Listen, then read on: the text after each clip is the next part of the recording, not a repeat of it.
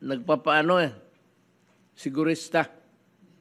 But any doctor would tell you that it is bad.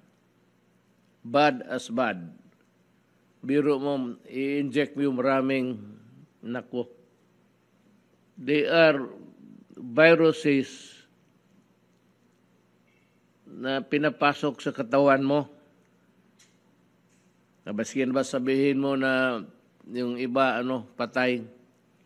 Pagdating niyan doon sa katawan mo, mag-resurrection yan.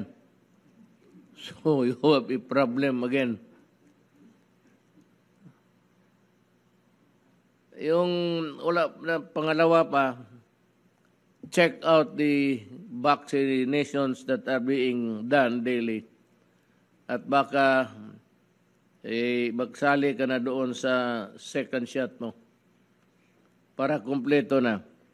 Tama na yung 2 doses. Huwag ninyong sobrahan. Delikado.